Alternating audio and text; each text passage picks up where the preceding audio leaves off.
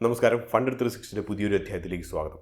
നമ്മുടെ ഇന്നത്തെ വിഷയം എന്ന് വെച്ച് കഴിഞ്ഞാൽ 2026 കലണ്ടർ ഇയറിലേക്ക് ഏറ്റവും കൂടുതൽ അനലിസ്റ്റുകളും ബ്രോക്കറേജ് ഹൗസസും റെക്കമെൻഡ് ചെയ്തിട്ടുള്ള കുറച്ച് സ്റ്റോക്കുകളെ പരിചയപ്പെടുത്തുക എന്നുള്ളതാണ്. ഇതിൻ്റെ പ്രധാനപ്പെട്ട ഒരു ഉദ്ദേശം എന്ന് വെച്ച് കഴിഞ്ഞാൽ ഈ സ്റ്റോക്കുകളുടെ റെക്കമെൻഡേഷൻ എന്നുള്ളതല്ല. അതേസമയം ബഹുഭൂരിപക്ഷം വരുന്ന ഈ പറഞ്ഞ റിസർച്ച് കമ്മ്യൂണിറ്റി അവർ ഈ ഒരു 2026 കലണ്ടർ ഇയറിനെ എത്തരത്തിലാണ് നോക്കിക്കാണുന്നത് എന്നുള്ളത് അറിയാൻ വേണ്ടിയിട്ടാണ്. അപ്പോൾ നമ്മൾ മിഡ് ക്യാപ്പ് എന്നും സ്മോൾ ക്യാപ്പ് എന്നും ലാർജ് ക്യാപ്പ് എന്നും ഏറ്റവും കൂടുതൽ ബ്രോക്കറേജ് ഹൗസസ് റെക്കമെൻഡ് ചെയ്തിട്ടുള്ള 3 വീതം സ്റ്റോക്കുകളാണ് നമ്മളിവിടെ പറയാൻ പോകുന്നത്. ലാർജ് ക്യാപ്പിൻ്റെ അകത്തുനിന്ന് ഏറ്റവും കൂടുതൽ അനലിസ്റ്റുകൾ റെക്കമെൻഡ് ചെയ്തിട്ടുള്ള ഒരു സ്റ്റോക്കാണ് ICICI ബാങ്ക്. ഇതിൻ്റെ പ്രധാനപ്പെട്ട ഒരു കാരണം എന്ന് വെച്ചാൽ നമുക്കറിയുന്ന പോലെ തന്നെ കഴിഞ്ഞ ഏകദേശം 2-3 വർഷങ്ങളായിട്ട് ഇൻട്രസ്റ്റ് മാർജിൻസ് മിക്ക ബാങ്കുകളുടെയും വളരെ കുറഞ്ഞു വരുന്ന ഒരു അവസ്ഥയാണ് നമ്മൾ കണ്ടിട്ടുള്ളത്. ഇതിനെ തുടർന്ന് അത് ഏകദേശം അതിൻ്റെ ഒരു ഏറ്റവും ബോട്ടത്തിലെത്തി എന്നുള്ളതാണ് കരുതപ്പെടുന്നത്. അപ്പോൾ അതുകൊണ്ട് തന്നെ ഇനി അങ്ങോട്ട് 2026 എന്ന് പറയുന്നത് പ്രത്യേകിച്ച് റേറ്റ് കട്ട്സ് ഒക്കെ വന്നതുകൊണ്ട് തന്നെ ബിസിനസ്സുകളൊക്കെ നന്നാകുമെന്നുള്ളതും അതേപോലെ തന്നെ കൂടുതൽ ക്യാപെക്സ് ഫണ്ടിങ് അതിനുള്ള അവസരം ലഭിക്കും എന്നുള്ള പ്രധാനപ്പെട്ട കാരണം കൊണ്ടാണ്. പ്രത്യേകിച്ച് നമുക്കറിയുന്ന പോലെ തന്നെ ICICI ബാങ്കിനെ സംബന്ധിച്ച് ഇതൊരു താരതമ്യേന റിസ്ക് കുറഞ്ഞ ഒരു ഓപ്ഷനാണ് ICICI ബാങ്ക് റെക്കമെൻഡ് ചെയ്യുക എന്നുള്ളത്. കൂടാതെ ICICI ബാങ്കിൻ്റെ മൈക്രോ ഫിനാൻസിങ് ബ്രാഞ്ചസ് ഇന്ത്യയിലെ ഗ്രാമാന്തരങ്ങളിൽ പോലും അവൈലബിൾ ആണ്. അതേസമയം മറ്റു പല ബാങ്കുകൾക്കും വൻകിട ബാങ്കുകൾക്കും ഈ ഒരു സൗകര്യം ഇല്ല എന്ന് തന്നെ നമുക്ക് പറയാൻ കഴിയും. ഈ ഒരു സൗകര്യം പിന്നെ ഉള്ളത് SBIക്കാണ്. പക്ഷേ SBIയെ സംബന്ധിച്ച് ഗവൺമെൻറ്റിൻ്റെ പല എഴുതിത്തള്ളലുകളും ഇതിനെ തുടർന്നുള്ള കളക്ഷൻ ഡിലേസും വളരെ അനുഭവിക്കേണ്ട ഇത് വരുന്നത് കൊണ്ടാകാം മിക്കവാറും ICICI ബാങ്ക് സെലക്ട് ചെയ്തതിൻ്റെ കാരണം. വാല്യുവേഷൻ സംബന്ധിച്ച് നോക്കുകയാണെങ്കിൽ വളരെ ഡീസൻ്റ് ആയിട്ടുള്ള നമ്പേഴ്സാണ്. നമ്മൾ ആ ഒരു 5 വർഷത്തെ ഒരു ആവറേജ് PE എടുത്ത് നോക്കുകയാണെങ്കിൽ ഏകദേശം 18 എന്ന രീതിയിലാണ്, 18x ആണ്. പക്ഷേ അതേസമയം ഇപ്പോൾ നിലനിൽക്കുന്നത് ഏകദേശം 16xലാണ്. അപ്പോൾ അതുകൊണ്ട് തന്നെ ഒരു പ്രൈസിങ് വാല്യുവേഷൻ വെച്ച് നമ്മൾ നോക്കുമ്പോൾ വലുതായിട്ടുള്ളൊരു സ്ട്രെസ് ഇല്ല. പോരാത്തതിന് ഏകദേശം 1% ഒരു റേറ്റ് കട്ടും പ്രതീക്ഷിക്കപ്പെടുന്നു. രണ്ടാമത്തെ ലാർജ് ക്യാപ്പ് കമ്പനിയാണ് ടൈറ്റൻ കമ്പനി. പ്രധാനപ്പെട്ട കാര്യം ടൈറ്റൻ കമ്പനീനെ കൂടുതൽ ബ്രോക്കറേജസ് റെക്കമെൻഡ് ചെയ്തതിൻ്റെ ഇന്ത്യയുടെ തന്നെ ഒരു കൺസ്യൂമർ സ്പെൻഡിങ് കൂടി വരുന്നു എന്നുള്ളതും അർബനൈസേഷനും കൂടി വരുന്നു എന്നുള്ളതാണ്.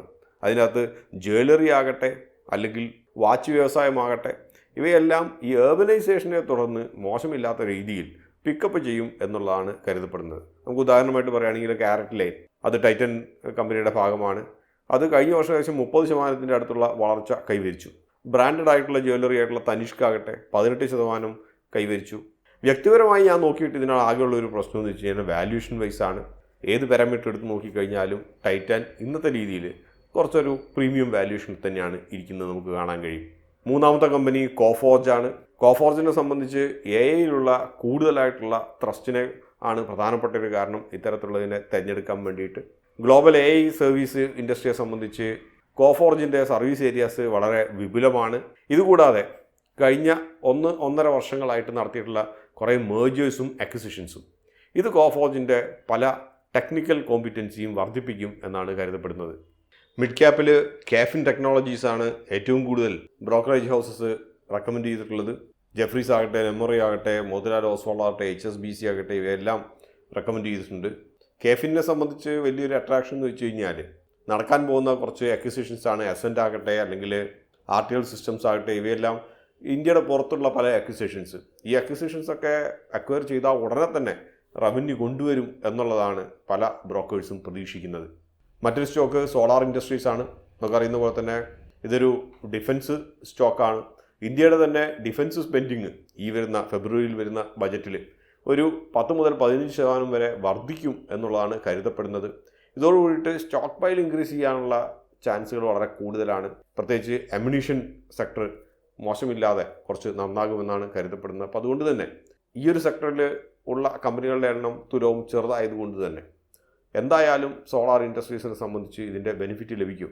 പ്രത്യേകിച്ച് ഗവൺമെൻറ്റിനെ സംബന്ധിച്ച് ഒരു PLI സ്കീമും ഉണ്ട്. അപ്പോൾ ഇതുകൊണ്ടൊക്കെ ബെനിഫിറ്റ് ലഭിക്കുമെന്നുകൊണ്ടാവാം പ്രധാനപ്പെട്ട ഒരു കാരണം കൂടുതൽ പേര് സോളാർ ഇൻഡസ്ട്രീസിനെ റെക്കമെൻഡ് ചെയ്തത്. മറ്റൊരു മിഡ് ക്യാപ്പ് കമ്പനി എന്ന് പറയുന്നത് എറ്റേണലാണ് സൊമാറ്റോ. 2026 ബ്ലിങ്കിറ്റിൻ്റെ സ്റ്റോർ എക്സ്പാൻഡ് ചെയ്യുമെന്ന് കരുതപ്പെടുന്നു. ഓഫ്ലൈൻ സ്റ്റോറുകൾ വളരെ കൂടുതലായിട്ട് വർദ്ധിപ്പിക്കുമെന്ന് വരുന്നു. അതേപോലെ തന്നെ മാർജിൻസ് കുറച്ചും കൂടി ഒരു 26% പ്രോഫിറ്റ് മാർജിൻസ് ഇമ്പ്രൂവ് ചെയ്തു എന്ന് കരുതപ്പെടുന്നു. പോരാത്തതിന് ഒരു പ്രൊജക്റ്റഡ് പ്രോഫിറ്റബിലിറ്റി എന്ന് പറയുന്നത് ഒരു ബ്രേക്ക് ഈവൻ 2027 2026 സെക്കൻഡ് ഹാഫ് ഒക്കെ ആകുമ്പോഴത്തേനും ഒക്കെ അച്ചീവ് ചെയ്യും എന്നാണ് കരുതപ്പെടുന്നത്. സ്മോൾ ക്യാപ് സെഗ്മെൻറ്റിൻ്റെ അകത്ത് 3 കമ്പനികൾ, ഒന്ന് അശോക ബിൽഡ്കോൺ ആണ്. 2026 വർദ്ധിച്ച ക്യാപെക്സ് സ്പെൻഡിങ്ങും ഇൻഫ്രാസ്ട്രക്ചർ ബൂമും ഈ ഒരു കമ്പനിക്ക് ഗുണകരമാകും എന്ന് കരുതപ്പെടുന്നു. രണ്ടാമത്തെ കമ്പനി സുവാരി ആഗ്രോ കെമിക്കൽസ് ആണ്. മിക്കവാറും ബജറ്റിൻ്റെ അകത്ത് അഗ്രികൾച്ചർ സെക്ടറിനുള്ള ഒരു പുഷായിരിക്കാം ഈ ഒരു റെക്കമെൻഡേഷൻ്റെ കാരണം. മൂന്നാമത്തത് power trading corporation India finance ആണ്. എടുക്കാൻ പറ്റുന്ന പ്രധാനപ്പെട്ട ഒരു കാര്യം എന്ന് വെച്ച് കഴിഞ്ഞാൽ ഒരുമാതിരിപ്പെട്ട എല്ലാ ബ്രോക്കറേജ് ഹൗസോ അനലിസ്റ്റോ ഇവരെല്ലാവരും വളരെ ബുള്ളിഷാണ് 2026 കുറിച്ച്. കാലമാണ് തെളിയിക്കേണ്ടത്. അഥവാ ഒരു ക്വാർട്ടർ കഴിഞ്ഞിട്ട് ഏർണിംഗ് റിസൾട്ട്സും കൂടി വന്നു കഴിഞ്ഞാൽ മാത്രമേ നമുക്ക് പൂർണ്ണമായും എത്തരത്തിലാണ് എന്നുള്ളൊരു പ്രവചനം നടത്താൻ സാധ്യമായിട്ടുള്ളൂ. പക്ഷേ ബഹുഭൂരിപക്ഷം പേരും വളരെ ബുള്ളിഷായിട്ടുള്ള ഒരു 2026 പ്രതീക്ഷിക്കുന്നത്. അതുപോലെ തന്നെ ആയി തീരട്ടെ എന്ന് നമ്മൾ ആശംസിക്കുകയും ചെയ്യുന്നു. മറ്റൊരു അധ്യായത്തിൽ വീണ്ടും കാണാം. അതുവരെ നന്ദി, നമസ്കാരം.